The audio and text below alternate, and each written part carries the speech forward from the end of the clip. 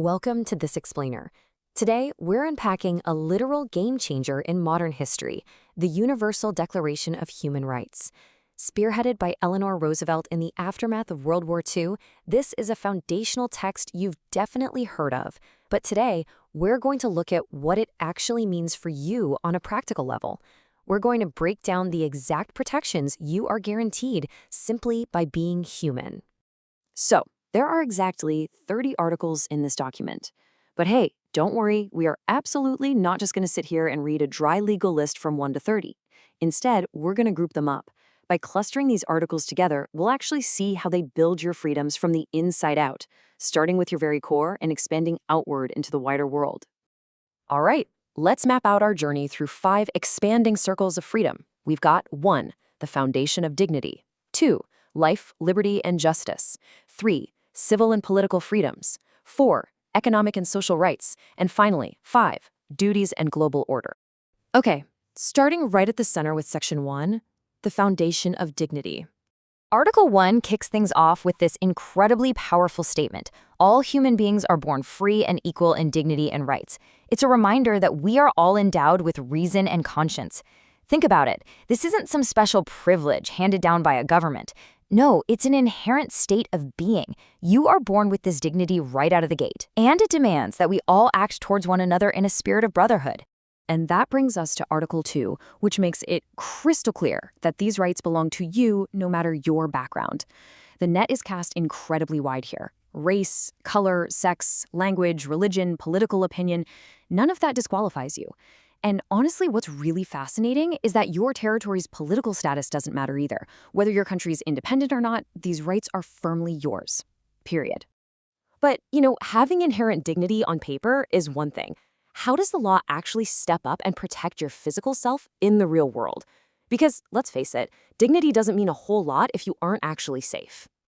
That takes us right into Section 2, life, liberty, and justice.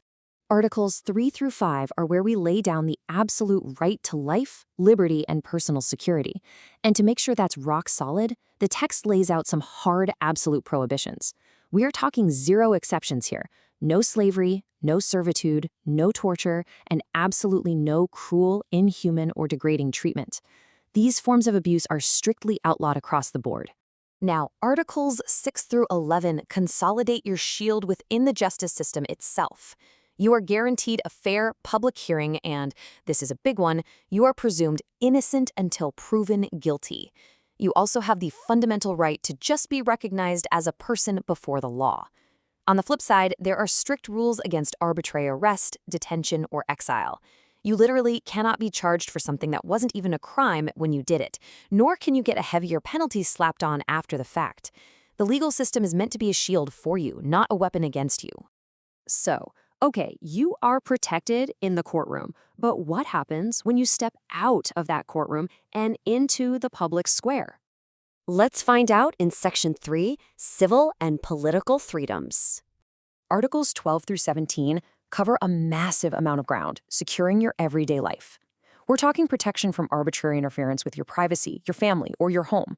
You've got the freedom to move around your own country, plus the right to leave it, and crucially, return to it. If things go terribly wrong and you face persecution, you have the right to seek asylum.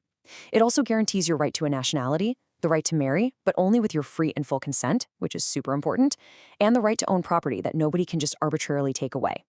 These are the liberties that let you build a life on your own terms. Then we get into Articles 18 through 20. The main takeaway here? You have the absolute right to think, speak, and gather freely. Your freedom of thought and religion includes the right to actually change your beliefs and practice them publicly or privately. Your freedom of expression means you can hold opinions and share information across any media, borders be damned. Plus, you have the right to peaceful assembly. And a really cool detail here, that also means no one can ever force you to join an association if you don't want to. All of that civic participation culminates in Article 21, which firmly anchors your political power. The text doesn't mince words. The will of the people shall be the basis of government authority. You have equal access to public service and the right to take part in your government through genuine secret ballot elections. Basically, your voice is the only thing that actually gives a government its legitimacy. Moving right along to Section 4, economic and social rights. I really love Articles 22 through 24 because they so beautifully balance two massive parts of the human experience. On one hand, you have the right to work, meaning free choice of jobs, equal pay, and the ability to unionize. But right next to it, the Declaration officially recognizes your right to rest. Yes, taking a paid vacation, limiting your working hours, actually logging off, that is literally a fundamental human right. You aren't just a machine for economic output. Your leisure time is essential to your dignity. Article 25 gets highly specific about survival. It guarantees an adequate standard of living. That means food, clothing, housing, and medical care. But it also bakes in a safety net, giving you the right to security if you face unemployment, sickness, disability, widowhood, or old age. It even singles out motherhood and childhood as being entitled to special care. It's making absolutely sure that humans are fiercely protected during their most vulnerable stages of life. And of course, we can't forget education, which is structurally guaranteed under Article 26. Elementary education, free and compulsory. Moving past that, technical and professional education has to be available, and higher education needs to be accessible to everyone equally based purely on merit. But it's not just about turning you into a worker bee. Education is supposed to fully develop your personality and promote tolerance. Oh, and a vital point, parents actually have a prior right to choose the kind of education their kids receive. Adding another amazing layer to a thriving life is Article 27. You have the right to freely dive into the cultural life of your community, enjoy the arts, share in scientific advancements, all of it. And if you're the one creating that science or art, your moral and material interests in your own creations are fully protected. Finally, let's zoom all the way out for Section 5, Duties and Global Order. Articles 28 and 29 bring this whole shebang together. First, to actually enjoy these freedoms, you're entitled to a supportive international order. Second, it flips the script a bit and highlights that you have duties to your community because, well, it's only within a community that you can fully develop as a person. And third, yes, you are free, but you are subject to just limitations under the law. But, and this is a big but, those laws only exist to secure respect for everyone else's rights and maintain public order. Basically, your rights end exactly where someone else's begin.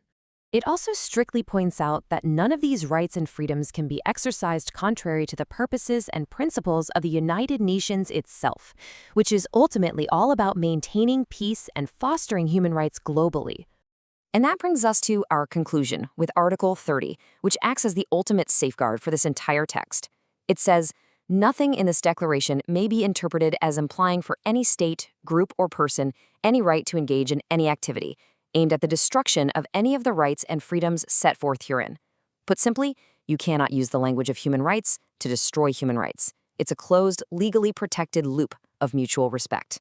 So, armed with this structured understanding of your inherent rights, from your core dignity all the way out to your global responsibilities, the big question is, how will you fulfill your duty to your community to ensure these freedoms actually survive? This text is absolutely not just a dusty historical artifact. It's a living, breathing expectation of how we treat each other every single day. So take these concepts, think them over, and see how they apply to your world right now. Thanks for joining me on this explainer, and keep learning.